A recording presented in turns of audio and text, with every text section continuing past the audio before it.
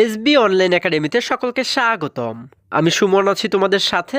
ছোট্ট বন্ধুরা, আজকে আমরা চতুর্থ শ্রেণীর 154 পৃষ্ঠার মধ্যে যে অঙ্কগুলো রয়েছে এগুলোকে সবচেয়ে সহজ নিয়মে কিভাবে করে সমাধান করা যায় এই বিষয়টি শিখব।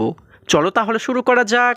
বন্ধুরা, আমরা যদি 154 পৃষ্ঠার একদম উপরে লক্ষ্য করি, এখানে শুরুতেই বলা হয়েছে 13.3 অনুশীলনী। দেখো, 1 নম্বর প্রশ্নে বলা হয়েছে নিচের কোণগুলোর নামকরণ করো। অর্থাৎ এই নিচে আমরা যে কোণগুলো দেখতে পাচ্ছি এগুলোর নামকরণ করতে বলা হয়েছে। আচ্ছা দেখো, এর আগে আমরা যদি কোণ সম্পর্কে একটু ধারণা নেওয়ার চেষ্টা করি, আমরা জানি কোণ কিন্তু কয়েক ধরনের হয়ে থাকে, তাই না? যেমন সূক্ষ্ম কোণ, তারপরে হচ্ছে সমকোণ, স্থূল কোণ, সরল কোণ। আচ্ছা, সূক্ষ্ম কোণ কাকে বলে? আমরা জানি, দেখো, আমরা জানি 90 ডিগ্রি থেকে ছোট যে কোণ হয়, 90 ডিগ্রি থেকে ছোট কোণকে বলা হয় হচ্ছে কি কোণ? সূক্ষ্ম কোণ। এটিকে বলা হয় সূক্ষ্ম কোণ। এরপরে 90 ডিগ্রির সমান যে কোণ, 90 ডিগ্রির সমান যে কোণ, সেটিকে বলা হয় হচ্ছে সমকোণ। সেটিকে বলা হয় কি? সেটিকে বলা হয় সমকোণ। আচ্ছা, 90 ডিগ্রির সমান যদি হয় তাহলে সেটিকে বলা হয় সমকোণ। এখন 90 ডিগ্রির চেয়ে যদি বড় হয় তাহলে 90 ডিগ্রির চেয়ে বড় কোণকে বলা হয় হচ্ছে স্থূল কোণ। এটিকে বলা হয় হচ্ছে স্থূল কোণ। এটিকে বলা হয় হচ্ছে স্থূল কোণ। এবং 180 ডিগ্রির সমান যে কোণ হয়, 180 ডিগ্রির সমান যে কোণ হয় সেটিকে বলা হয় হচ্ছে সরল কোণ। সেটিকে বলা হয় সরল কোণ। ঠিক আছে? আচ্ছা, তাহলে আমরা কিন্তু কোণ সম্পর্কে মোটামুটি একটু ধারণা নিয়ে ফেললাম, তাই না? আমরা কি শিখলাম? 90 ডিগ্রি থেকে ছোট যে কোণ সেটিকে বলা হয় হচ্ছে সূক্ষ্ম কোণ, 90 ডিগ্রির সমান যে কোণ সেটিকে বলা হয় সমকোণ, 90 ডিগ্রি থেকে বড় যে কোণ সেটিকে বলা হয় স্থূল কোণ, এবং 180 ডিগ্রির সমান যে কোণ সেটিকে বলা হয় হচ্ছে সরল কোণ। ঠিক আছে? সেটিকে বলা হয় সরল কোণ। আশা করি সকলেই তোমরা বুঝতে পেরেছো। এবারে দেখো, এখন কিন্তু আমাদের এই অঙ্কগুলো সমাধান করতে খুবই সহজ হবে। হ্যাঁ, আমরা যে ক চিহ্নিত যে চিত্রটি দেখতে পাচ্ছি, এটি কি ধরনের কোণ? দেখো, এটি বোঝার জন্য আমরা কি করব? চাঁদা দিয়ে পরিমাপ করব। আচ্ছা দেখো, এই কোণের যে মধ্যবিন্দু, অর্থাৎ এটিকে কিন্তু বলা হয় মধ্যবিন্দু, তাই না? এই মধ্যবিন্দু বরাবর আমরা চাঁদার এই যে মাঝখানটা রয়েছে এটিকে ধরবো। ঠিক আছে? আচ্ছা, এটিকে ধরলাম এবং তারপরে আমরা দেখব যে এই যে শূন্য, এই শূন্যর যে পাশটি আমরা এখান থেকে গণনা করতে যাব যে এই কোণটির, অর্থাৎ এই যে রেখাটি, তাই না? এই রেখাটি কার সোজা গিয়েছে, তাই না? আচ্ছা দেখো, আমরা যদি এটিকে একটু ভালো করে বসাই, ভালো করে যদি ধরি, দেখো আমরা এই শূন্য বরাবর কিন্তু এই নিচে কোণের যে নিচের রেখাটি সেটিকে কিন্তু আমরা একই বরাবর রাখলাম, একই সোজা রাখলাম। আচ্ছা, তাহলে আমরা দেখতে পাচ্ছি এই প্রান্তটি কিন্তু এই সোজা গিয়েছে। দেখো, এই সোজা গিয়েছে। তাহলে এই সোজা কত ডিগ্রি আমরা যদি একটু লক্ষ্য করি, এখান থেকে শূন্য থেকে যদি গণনা করি, 0, 10, 20, 30, 40, 50, 60, 70, 80, 90, 110, 20, 30, অর্থাৎ এই সোজা কিন্তু দেখো 130 ডিগ্রি হয়েছে, তাই না? তাহলে এটিকে কিন্তু আমরা বলতে পারি কি? এটিকে বলতে পারি হচ্ছে 130 ডিগ্রি কোণ। 130 ডিগ্রি কোণ, তাই না? 130 ডিগ্রি। তাহলে এটিকে আমরা কী ধরনের কোণ বলতে পারি? এটি কিন্তু 90 ডিগ্রি থেকে বড় কোণ, তাই না? আর আমরা জানি 90 ডিগ্রি থেকে যদি বড় হয় তাহলে কিন্তু সেটিকে বলা হয় স্থূল কোণ। এটিকে বলা হয় হচ্ছে স্থূল কোণ। তাহলে আমরা লিখতে পারি হচ্ছে, সুতরাং ক বা আমরা লিখতে পারি হচ্ছে কোণ ক। কোণের চিহ্নটা কিন্তু এইভাবে দিতে হয়, তাই না? আমরা লিখতে পারি হচ্ছে সুতরাং কোণ ক স্থূল কোণ। আমরা লিখতে পারি হচ্ছে স্থূল কোণ। দেখো, এটিকে কিন্তু আমাদের সমাধান করা হয়ে গেল। এবারে খতে যে চিহ্নটি আমরা দেখতে পাচ্ছি, যে চিত্রটি আমরা দেখতে পাচ্ছি, দেখো এইখানে যে কোণটি তৈরি হয়েছে এই কোণের এই দিকে কিন্তু আমরা একটি চিহ্ন দেখতে পাচ্ছি, তাই না? এইরকম চিহ্ন যদি আমরা দেখতে পাই তাহলে এটি দ্বারা আমরা কি বুঝতে পারি? এটি কিন্তু লম্বর চিহ্ন, তাই না? এটি দ্বারা কিন্তু লম্ব বোঝানো হয়। এই চিহ্ন দিলে, অর্থাৎ এই চিহ্ন যে সমস্ত কোণের ক্ষেত্রে আমরা দেখতে পাবো, আমরা বুঝে নেব যে এটি হচ্ছে 90 ডিগ্রি কোণ। ঠিক আছে? আচ্ছা, যদি তোমাদের এখানে কোনো সংশয় থাকে, কোনো সন্দেহ থাকে, তোমরা কিন্তু চাঁদা ব্যবহার করে এটিকেও পরিমাপ করতে পারো। আচ্ছা দেখো, এই যে মধ্যবিন্দু, কোণের যে মধ্যবিন্দু এটাকে আমরা কি করব? চাঁদার মাঝ বরাবর ধরবো। আচ্ছা দেখো, চাঁদার মাঝ বরাবর ধরলে আমরা দেখতে পাচ্ছি এই যে হচ্ছে নিচের যে রেখাটি এবং উপরের রেখাটি কিন্তু এই দিকে গিয়েছে, তাই না? তাহলে এই সোজা কে রয়েছে? দেখো, এই যে উপরে দেখতে পাচ্ছি আমরা 90 ডিগ্রি কিন্তু রয়েছে। আচ্ছা, তাহলে 90 ডিগ্রির সমান যে কোণ সেটিকে কি বলা হয়? দেখো আমরা শিখেছি 90 ডিগ্রির সমান কোণকে বলা হয় সমকোণ। তার মানে কিন্তু আমরা বুঝতে পারি হচ্ছে সুতরাং কোণ খ এটি হচ্ছে কি কোণ? একটি সমকোণ। সমকোণ সমকোণ। আচ্ছা, এটিকেও আমরা সমাধান করে ফেললাম।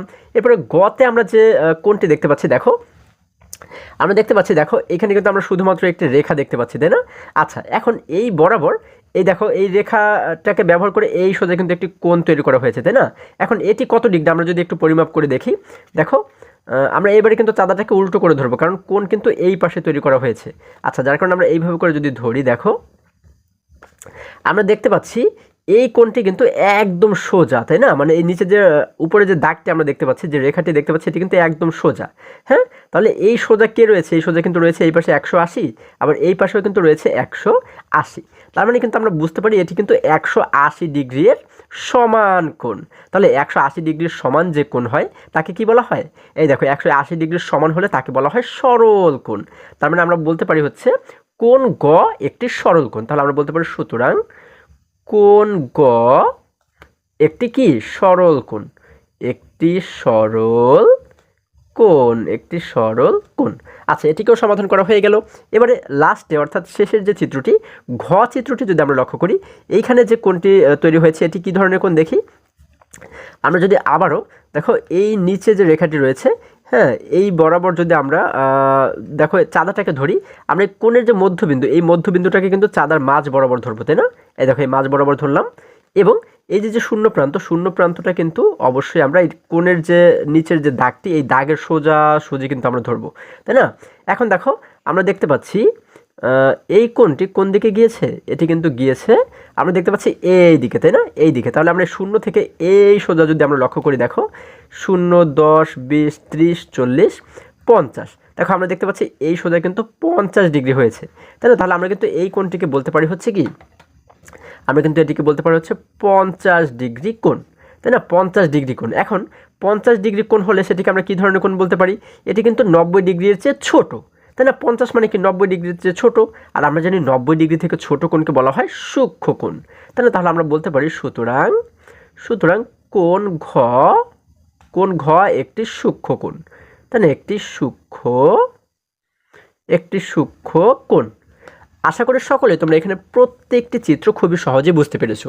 এবারে যদি আমরা 2 নাম্বার যে অঙ্কটি সেটি যদি লক্ষ্য করি, দেখো এখানে আমাদেরকে 2 নাম্বারে বলা হয়েছে একটি চাঁদা দিয়ে নিচের কোণগুলো পরিমাপ করো। অর্থাৎ এই যে দুটি কোণ আমরা দেখতে পাচ্ছি, এই কোণগুলো কত ডিগ্রি সেটি কিন্তু আমাদের পরিমাপ করে বের করতে বলা হয়েছে, তাই না?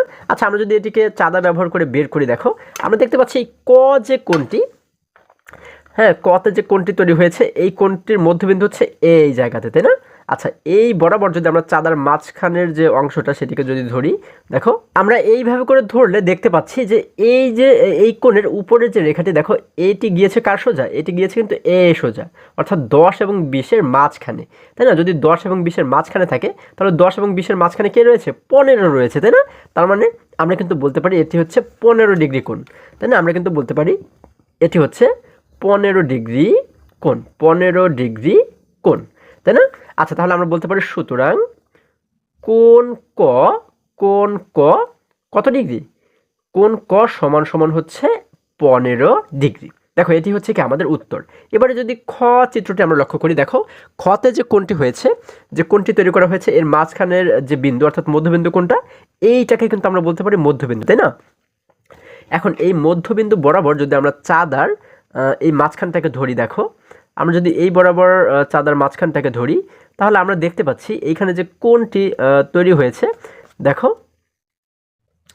আমরা দেখতে পাচ্ছি এখানে যে কোণটি তৈরি হয়েছে এটি কিন্তু গিয়েছে এই সোজা, তাই না? এই সোজা কিন্তু গিয়েছে, দেখো তাহলে এই সোজা যদি যায়, দেখো তাহলে আমরা দেখতে পাচ্ছি কোণটি তৈরি হয়েছে কোন পাশে? এই পাশে কোণ তৈরি হয়েছে, তাই না? যার কারণে এইখান থেকে কিন্তু আমরা গণনা করতে যাব, তাই না? আমরা এখানে 0 থেকে গণনা করা শুরু করব, তাই না? 0, 10, 20, 30, 40, 50, 60, 70, 80, 90, 100, 110। এখন দেখো এই সোজা যেহেতু রয়েছে, এটি 100 সোজাও নেই, 110-এর সোজাও নেই, এই দুটির মাঝামাঝি অবস্থায় রয়েছে, তাই না? তাহলে 100 এবং 110 এই দুটির সংখ্যার মাঝে কি রয়েছে? 105 রয়েছে, তাই না? অর্থাৎ এই যে বড় দাগটি আমরা দেখতে পাচ্ছি, দেখো এটি কিন্তু 105, তাই তাই না? তাহলে কিন্তু আমরা বুঝতে পারি এটি হচ্ছে 105 ডিগ্রি কোণ, তাই না? আমরা কিন্তু এখানে লিখতে পারি 105 ডিগ্রি কোণ। তাহলে আমরা লিখতে পারি হচ্ছে সুতরাং কোণ খ সমান কত ডিগ্রি? 105 ডিগ্রি। আশা করি সকলে তোমরা এই অঙ্কগুলো খুবই সহজেই বুঝতে পেরেছো। এবারে যদি আমরা আরেকটু নিচে চলে যাই, দেখো এখানে 3 নম্বর অঙ্কটি যদি আমরা লক্ষ্য করি, 3 নম্বর প্রশ্নে বলা হয়েছে নিচের উল্লেখিত কোণগুলো একটি চাঁদার সাহায্যে আঁকো। অর্থাৎ এই নিচে কিন্তু আমাদের কিছু কোণ সম্পর্কে বলা হয়েছে, তাই না? যেমন কত বলা হয়েছে 25 ডিগ্রি, তারপরে 175 ডিগ্রি, 90 ডিগ্রি, 180 ডিগ্রি। এই কোণগুলো আমাদের চাঁদার সাহায্যে আঁকতে বলা হয়েছে। আচ্ছা চলো আমরা এগুলোকে একটু হাতে কলমে কিভাবে করে আঁকতে হয় এই বিষয়টি শেখার চেষ্টা করি। বন্ধুরা 3-এর কতে আমাদের বলা হয়েছে 25 ডিগ্রি, তাহলে 25 ডিগ্রি কোণ আমরা কিভাবে করে অঙ্কন করতে পারি? দেখো এটি অঙ্কনের জন্য কিন্তু আমাদের একটি স্কেল ব্যবহার করতে হবে শুরুতে, তাই না? আমরা একটি স্কেল এইভাবে করে ধরে আমরা নিজেদের মতো করে একটি রেখা অঙ্কন করব, ঠিক আছে? এই নিচে আমরা একটি রেখা এইভাবে করে অঙ্কন করলাম। আচ্ছা, এই রেখাটি অঙ্কন করার পরে এবারে কিন্তু কোণ অঙ্কনের জন্য আমাদের চাঁদা ব্যবহার করতে হবে। আচ্ছা দেখো আমরা কিভাবে চাঁদা ব্যবহার করে 25 ডিগ্রি কোণ অঙ্কন করতে পারি। এই দেখো এই রেখার কিন্তু আমরা দুটি প্রান্ত দেখতে পাচ্ছি, তাই না? এই প্রান্তেও আমরা একটি কোণ অঙ্কন করতে পারি চাইলে, আবার এই প্রান্তে চাইলেও কিন্তু একটি কোণ অঙ্কন করতে পারি। আমাদের যে প্রান্তে সুবিধা হবে আমরা সেই প্রান্তে কিন্তু কোণটিকে অঙ্কন করতে পারি। আচ্ছা দেখো আমরা যদি এই প্রান্তে অর্থাৎ বাম প্রান্তে যদি আমরা অঙ্কন করি, আমরা এই যে রেখাটি দেখতে পাচ্ছি, এই রেখার এই মাথাটাকে হ্যাঁ আমরা একদম চাঁদার মাঝ বরাবর রাখবো, ঠিক আছে? এই দেখো এই মাঝ বরাবর রাখবো, যেন এই যে শূন্য প্রান্তটা দেখতে পাচ্ছি, দেখো এই শূন্যটা যেন এই দাগের উপরেই থাকে, ঠিক আছে? এখন এইভাবে করে রেখে যেহেতু 25 ডিগ্রি আমরা অঙ্কন করব, আমরা এবারে লক্ষ্য করব যে এই শূন্য থেকে গণনা করতে করতে 25 কোথায় রয়েছে। দেখো 0, 10, 20, 30। দেখো এই সোজা দেখতে পাচ্ছি আমরা 30 এবং এখানে দেখতে পাচ্ছি 20।